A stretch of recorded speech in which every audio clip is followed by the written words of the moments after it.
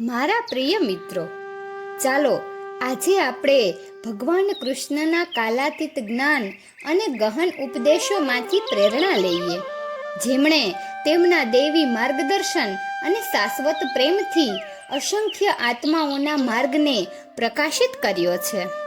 ભગવદ્ ગીતામાં ભગવાન કૃષ્ણ જીવન, ફરજ અને આધ્યાત્મિકતાના અમૂલ્ય પાઠો આપે છે, જે આધુનિક વિશ્વમાં પણ આપણી સાથે પડઘો પાડે છે.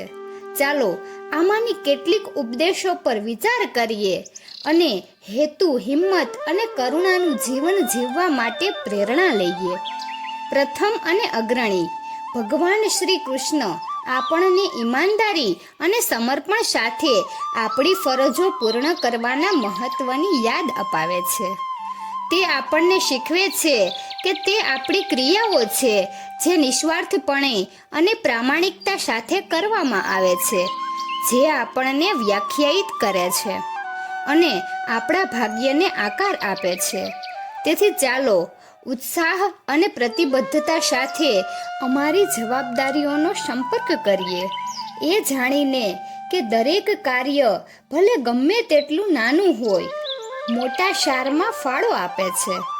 ભગવાન કૃષ્ણ પડકારો અને પ્રતિકૂળતાઓનો સામનો કરવા માટે સ્થિતિસ્થાપકતા અને દ્રઢતાની શક્તિ પર પણ ભાર મૂકે છે.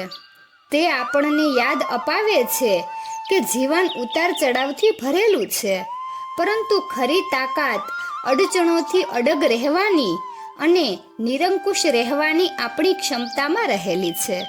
ચાલો આપણે મુશ્કેલીઓને વિકાસ અને શીખવાની તકો તરીકે સ્વીકારીએ, એ જાણીને કે તે આપણા પાત્રને મજબૂત બનાવે છે અને આપણા સંકલ્પને વધુ ગાઢ બનાવે છે.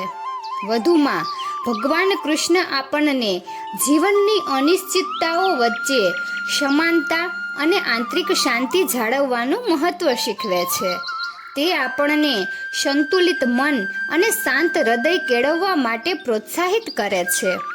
આસક્તિ અને દ્વેષથી મુક્ત, ચાલો આપણે આનંદ અને દુઃખ બંનેને કૃપાથી સ્વીકારતા શીખીએ, એ જાણીને કે તે ક્ષણિક અને અસ્થાયી છે. તદુપરાંત ભગવાન કૃષ્ણ આપણને બધા જીવો પ્રત્યે પ્રેમ અને કરુણા સાથે આપણા હૃદયને વિસ્તૃત કરવા આમંત્રણ આપે છે.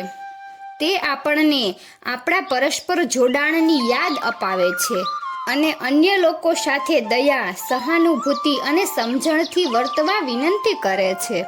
ચાલો આપણે જ્યાં પણ જઈએ ત્યાં પ્રેમ અને આનંદ ફેલાવતા પ્રકાશના દીપક અને વિશ્વમાં સકારાત્મક પરિવર્તનના એજન્ટ બનવાનો પ્રયત્ન કરીએ.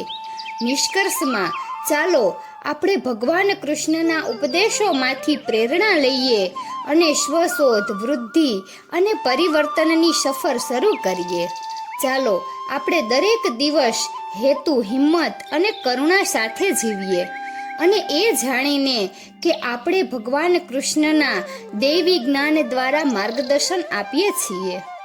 તો મિત્રો, તમને આ વિડીયો કેવો લાગ્યો જરૂરથી કમેન્ટ કરજો. જો સારો લાગ્યો હોય તો વિડીયોને લાઈક અને શેર કરજો અને અમારી ચેનલને જરૂરથી સબસ્ક્રાઈબ કરજો. વિડીયો અંત સુધી જોવા બદલ ખૂબ ખૂબ આભાર.